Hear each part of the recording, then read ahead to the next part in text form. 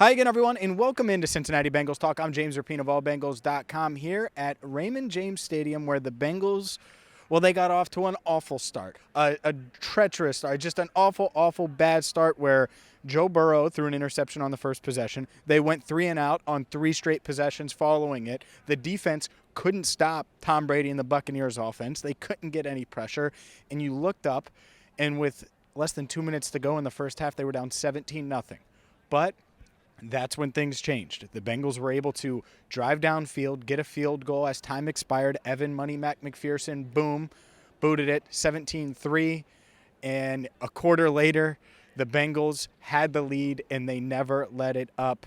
Just a wild game, 34 straight points, a game where, you can say tale of two halves, but what it was a sloppy game by the Buccaneers. The Buccaneers gave the ball away, or if you want to say the Bengals forced the turnovers, and let's go that route. The Bengals forced 4 straight turnovers, and I think that's the difference. All of the short fields, up until their Bengals' final touchdown when the game was already over, when Mitch Wilcox caught that touchdown from Joe Burrow, their longest scoring drive was 46 yards, and that was the 2-minute drive. Because of all the plays that they had right behind me here, where Brady fumbled, Brady throws the pick, and it started with the pick, and then it was 3 straight fumbles and just completely changed the dynamic of this game. And early on, this Bengals defense, they couldn't get off the field, but they got off the field on that first drive, and there must have been some kind of signal, and I haven't seen the post-game quote, some kind of signal that maybe Giovanni Bernard wasn't aware of, but the fake punt to him, former Bengal Giovanni Bernard, now Buccaneer, did not work. And that's what let the Bengals back in. They were able to kick a field goal there. Then you have the interception, and suddenly you look up, and it's 17-12, and then it was just turnover. It was the snowball effect. This Bengals team has won in so many different ways this year, forcing and tying a season-high 4 turnovers. Joe Burrow threw touchdown passes to Tee Higgins, Tyler Boyd, Jamar Chase.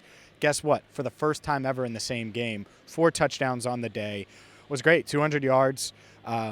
There were some throws that I think he left out there that he would want back, but that's how this game was, and sometimes games are going to go that route. The thing is this Bengals team, they were shorthanded, specifically on defense. No Mike Hilton, no Trey Hendrickson. Sam Hubbard goes down. Cam Taylor-Britt goes down, and they find a way to get it done. It's just it's wild to think that they were down 17-0, and they were able to completely flip the momentum. There were chants, Houday chants here at Raymond James Stadium. That's how many Bengals fans showed up, showed out. And look, the Bengals have won 6 straight, which is not something that we've seen since 2015. I asked Tyler Boyd about that, and he says, look, we're still focused on winning the next one. We want to be the 1 seed in the AFC, and that is something I've mentioned here and on Locked On Bengals, and that's something that the Bengals certainly have their sights on. But they're in first place in the AFC North, sole possession of it for the first time this season. They're 10-4, winners of 6 straight. The Ravens, they lost yesterday to the Browns, so the Bengals, boom, moving on up. They're currently the 3 seed in the AFC. So it was a wild game for sure. Anytime you're down 17-0 on the road, there's a lot of thoughts, feelings, emotions, all of those things, but the Bengals stayed composed, and that's what championship teams do.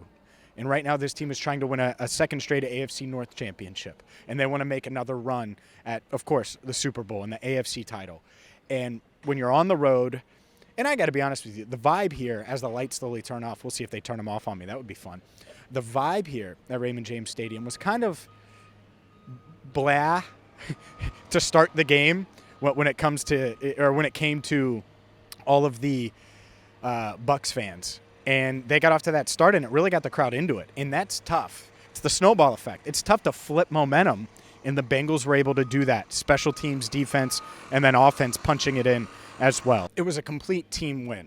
That's what this was. And when you're a team that's trying to contend and trying to make another run, that's what you need. And that's exactly what the Bengals did here today. I'm going to have some more thoughts on this because the Bengals, well, they have a short week, and we'll dive into that in just a second. But I have to tell you about MyBookie. You got to use promo code BengalsTalk right now. Maybe you want to wager on Burrow's MVP chances or the Bengals' chances of winning the AFC or the AFC North. I hope you got in on that AFC North odds a few weeks ago. You can get, boom, free bonus money right now. Sign up at MyBookie. Use promo code BengalsTalk, and you're going to get money deposited that you can withdraw. Boom, just like that. It's easy. They make withdrawals easy. It's easy to sign up. It's easy to navigate.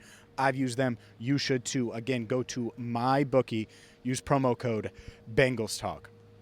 Short week for the Bengals, and they have to go to New England, and they won this gutty, grimy game where Jamar Chase afterwards, and we posted Jamar Chase's video where he said he was getting grabbed the whole game and that they didn't call enough of the calls, holding and defensive holding and pass interference. They didn't call him. And he complained afterwards. I asked what he said to the officials, and he said he didn't want to share that with us. But you have to be able to win games like that and like this one where it might not be the flashiest, and suddenly you look up and you've scored 34 points and the defense has forced a bunch of turnovers, despite really not pressuring Brady. That's the weird thing. It wasn't a ton of pressure today, but without Hubbard, without Hendrickson, they were still able to do enough. Reeder made some big plays. Osai, Hill. And after the game, B.J. Hill, taking some of Tom Brady's comments, he said, that's our fairly tough defense. And he called the Bengals a fairly tough defense. Brady did earlier in the week. Well, BJ said that and commented on that, which is funny. Also, Eli Apple dropping the future is now old man line, which some of you would remember that from Malcolm in the Middle. Others might not know.